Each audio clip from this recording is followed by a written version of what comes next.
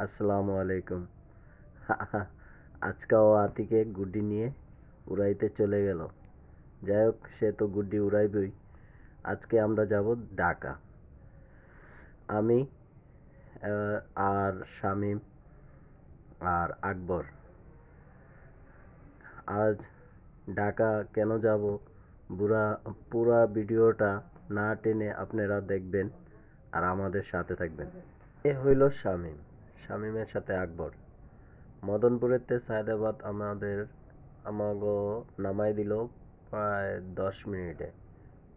হ্যাঁ, তিনজনে নেইমা ব্রিজগুলা দেখতেছিলাম। এই মদনপুরের থেকে সায়দাবাদ আইতে আইতে 2 ঘন্টা লাগতো, আজকে 10 মিনিটে আয়া পড়লাম। যাই হোক, ওভার ব্রিজের নিচে যাইয়া রিক্সাওয়ালাকে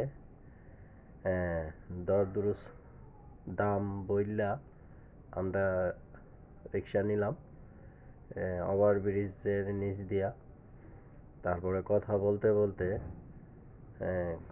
কমলাপুর আমরা যাচ্ছিলাম। শামীমরে ডাক দিলাম, শামীম মাস্ক খোলো। সে মাস্ক খুললো আর বলল, হ্যাঁ মামা, মানিক ভাই। অনেক কথা হইল তিনজনের মধ্যে।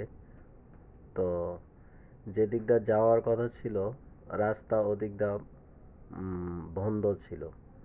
তো রিক্সাওয়ালা মামা অন্য একটা রাস্তা দিয়ে নিয়ে গেছে, চিপা চাপাদা রাস্তা, বেশি একটা ভালো ছিল না, অনেকই খারাপ। যাই হোক, আমরা কষ্ট করেই তিনজনে জাকি মাকি খাইয়া যাইতেছিলাম। তবে আমরা অনেকই মজা করলাম। তারপরে আমরা গেলাম নাইমা, হ্যাঁ কমলাপুর নেমে আমরা একটা পেয়ারার দোকানে গেলাম। পেয়ারার দোকানে যাইয়া দেখছি মজার আচার বানাতেছে। শামীম বাইরে বললাম, হ্যাঁ শামীম ভাই কি খাওয়া যায়?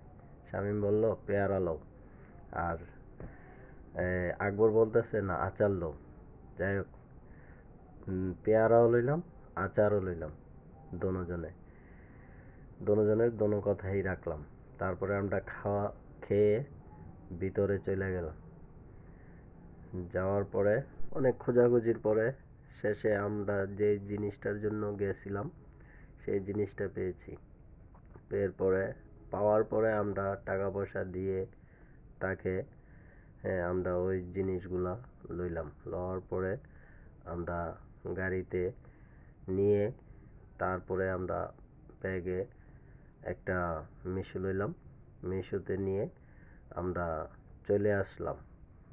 আবার এখন কমলাপুরেতে যাত্রাবাড়ি এসেছি রিক্সাতে।